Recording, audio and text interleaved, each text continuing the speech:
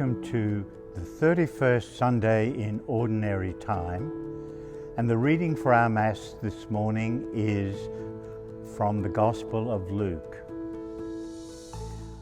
At that time, Jesus came to Jericho and intended to pass through the town. Now a man named Zacchaeus, who was a chief tax collector and also a wealthy man, was seeking to see who Jesus was. But he could not see him because of the crowd, for he was short in stature. So he ran ahead and climbed a sycamore tree in order to see Jesus, who was about to pass that way. When he reached the place, Jesus looked up and said, "Zacchaeus, come down quickly, for today I must stay at your house." And he came down quickly and received him with joy. When they all saw this, they began to grumble, saying, "He's gone to stay at the house of a sinner." But Zacchaeus stood there and said to the Lord, "Behold, half of my possessions, Lord, I give to the poor. And if I have extorted anything from anyone, I shall repay it 4 times over." And Jesus said to him, "Today salvation has come to this house, because this man too is a descendant of Abraham. For the Son of Man has come to seek and to save what was lost." The Gospel of the Lord. Jericho was a customs centre, a place of trade where a lot of money changed hands. This incident in Luke's Gospel fascinated St. Augustine because it reminded him of his own conversion moment.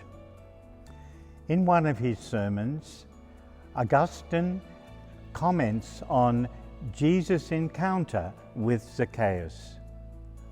The name Zacchaeus comes from the Hebrew word for righteous, or being in right relationship with God. And this is at the heart of the story. It was the eagerness of Zacchaeus to see what kind of a man Jesus was that reminded Augustine of his own search for meaning in his life. The occupation of a tax collector was despised by the community because he had the license to charge more than the government required and keep the dividends for himself. Zacchaeus is small in stature and in people's estimation, and wants to see the Lord pass by, and so he climbs the sycamore tree. Augustine tells us, "And the Lord looked at Zacchaeus himself." Zacchaeus was seen, and therefore he saw.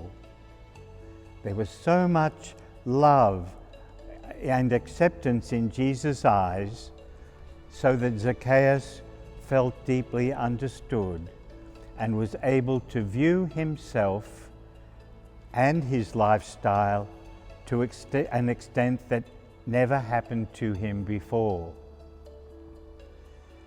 Although he may have been socially unacceptable up to this point, yet now he experienced unconditional love and acceptance from the famous preacher.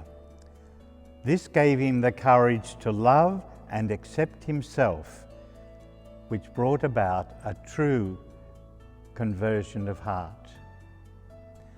Not only Zacchaeus, but the whole world appears like a speck of dust and small compared to the grandeur of God. In your sight, Lord, the whole world is like a grain of dust that tips the scales. and a drop of morning dew falling on the ground.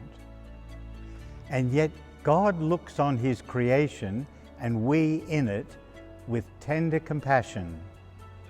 And even though we might be lowly, he chooses us long before we ever knew we were being gazed on with such love. He loves us before we do anything to deserve it. And once we let ourselves be loved, then we have the courage to climb out of our own tree of self-centeredness, where we've been hiding, to welcome Jesus joyfully into our homes, our hearts, without hesitation, and give everything to be his disciple.